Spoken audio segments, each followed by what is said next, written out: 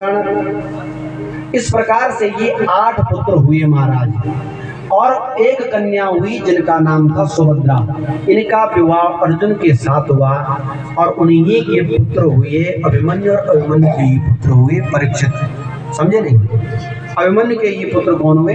परीक्षित। इस प्रकार से महाराज जब भगवान वसुदेव जी का वर्णन किया कि किस प्रकार से भगवान का जो है देवकी के गर्भ से जन्म हुआ 8वें पुत्र के रूप में, तो राजा परीक्षित ने सुना कि रोहिणी के गर्भ से भी बलराम जी का जन्म हुआ और देवकी के गर्भ पुत्रों में भी जो है रोहिणी के ये बलराम जी का जो है नाम लिया जा रहा है। तो 2 माताओं का एक पुत्र कैसे हो गया? एक तो ये, इसलिए महाराज यहाँ पर 9वां स्कंद पूर्ण होता है और राजा परीक्षित ने यहाँ पर प्रश्न किया, प्रभु कथितो वंश विस्तारो भवता सोमसूर्यो राज्ञां चोभय वंश्यानां चरितम परमाद्भुतम। आपने सूर्य वंश और सोम वंश का वर्णन किया। उसी वंश में सोम वंश में जो है युद्ध हुए, उस युद्ध वंश में भगवान कृष्ण और बलराम का प्राकट्य हुआ। मैं कृष्ण और बलराम के चरित्रों को जो है विस्तार के साथ में श्रवण करना चाहता हूँ। रोहिण्यास्तनय प्रोक्तो राम संकर्षणस्तया। आपने रोहिणी के पुत्रों में भी और देवकी के पुत्रों में भी बलराम जी की गणना की। 2 माताओं का एक पुत्र कैसे हो सकता है? देवक्या गर्भ संबंध, एक का ही तो एक, इसका मैं क्यों बंद करूं? ले जाओ इसको। थोड़ा गोद में रखा और दे दिया वापस।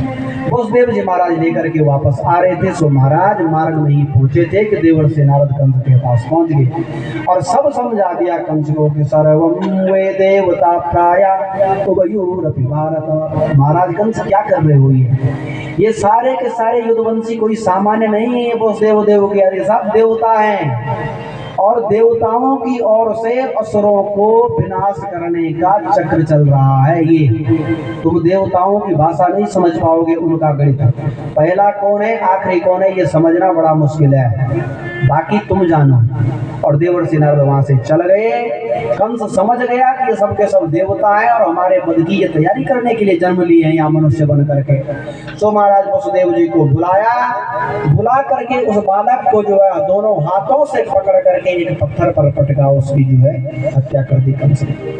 वसुदेव देवकी को महाराज कंस ने पकड़ करके हथकड़ी डाल करके उसको कारागार में बंद कर दिया। इनके पिता ने विरोध किया, उग्रसेन ने तो पिता को भी महाराज बंदी बना दिया और स्वयं ये राजा बन गया।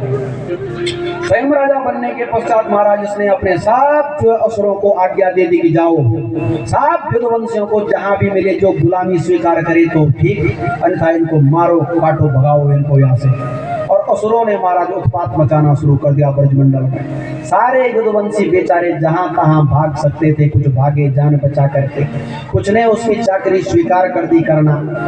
और इधर जो है जब युद्धवंशी इधर